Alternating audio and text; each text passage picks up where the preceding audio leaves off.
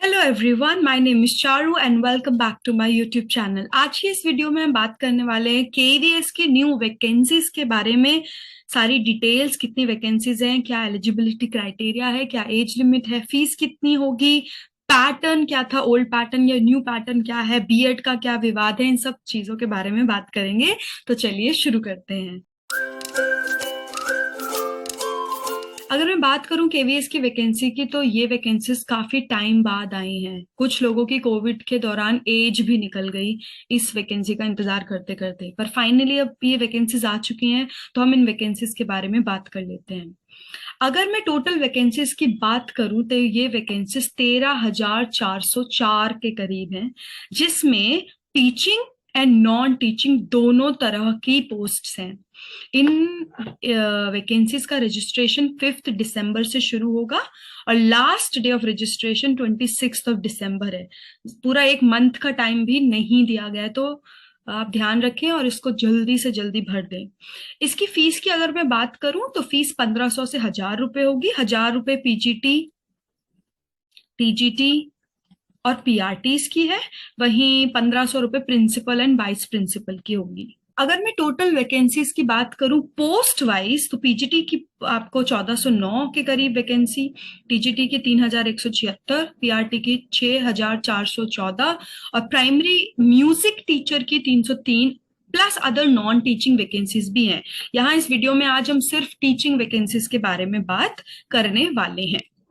अगर मैं selection process की बात करूं तो पहले जो क्राइटेरिया था उसके according 85% weightage online return exam या ऑफलाइन रिटर्न एग्जाम को दी जाती थी और 15% वेटेज दी जाती थी इंटरव्यू को। That was the old pattern और ओल्ड प्रोसेस। बट अभी ऑनलाइन रिटर्न एग्जाम को 70% एंड इंटरव्यूज को 30% वेटेज दी गई है because of new education policy. उसके अकॉर्डिंग टीचर वही होना चाहिए जिसे पढ़ाना आता हो या डेमोज देने मतलब जो डेमोज देके अपने आप को प्रूफ कर सके। तो इंटरव्यूज में की वेटा जब बढ़ गई है, ये 30% हो गया। इसके बाद अगर आपने सब कुछ क्लियर कर लिया तो आपके डॉक्यूमेंट्स को वेरीफाई किया जाएगा।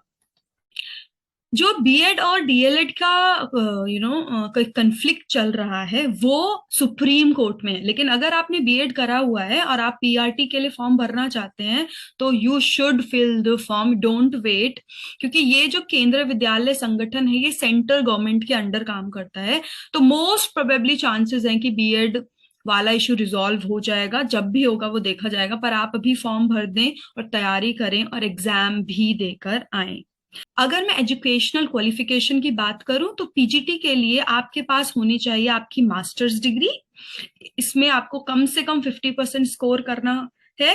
तो आपके मास्टर्स डिग्री में अगर आपके 50% मार्क्स हैं, सारे सब्जेक्ट्स को मिला के, आपका जो भी सब्जेक्ट है, फॉर एग्जाम्पल इकोनॉमिक्स है, मैथमेटिक्स है या कोई भी हिस्ट्री है, तो ये 50% से ज्यादा होना चाहिए। इसके अलावा आपके पास बीएड या उस की कोई भी इक्विवेलेंट डिग्री होनी चाहिए किसी एक रिकॉग्नाइज्ड यूनिवर्सिटी से।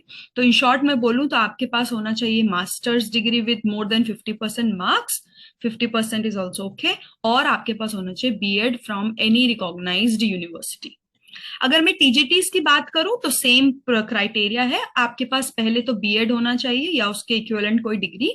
दूसरा, आपके पास होना चाहिए सीटेट पार्ट 2। इसमें मास्टर्स की कोई जरूरत नहीं है। अगर आपके पास सीटेट पार्ट 2 है तो आप ये एग्जाम दे पाएंगे।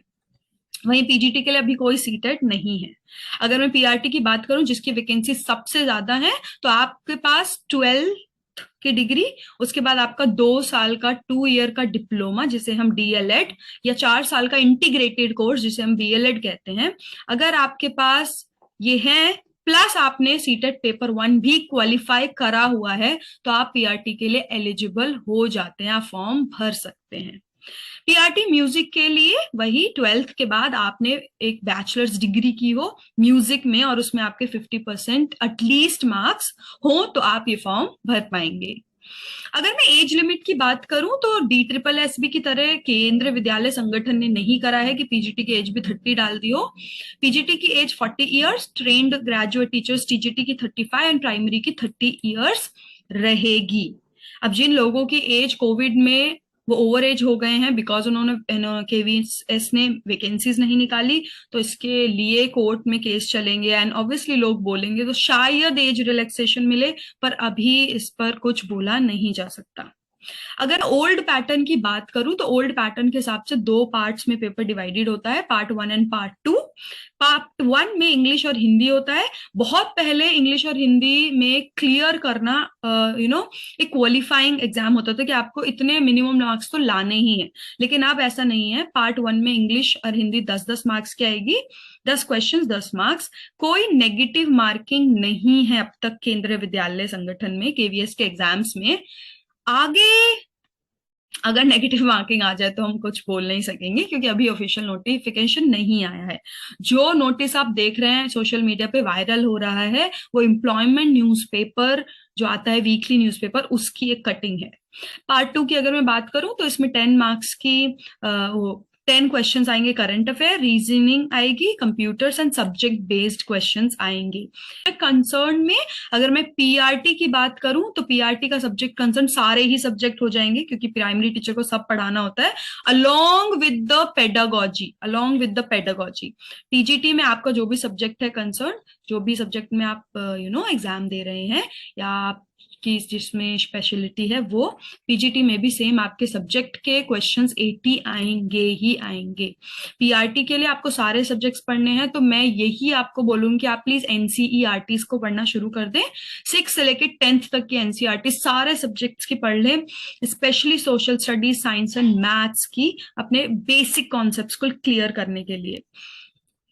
अगर मैं आगे बात करूं तो ये एक ओवरऑल ओल्ड एग्जाम का पैटर्न था। न्यू एग्जाम का पैटर्न अभी तक आया नहीं है, तो उसके बारे में अभी हम बोल नहीं सकते।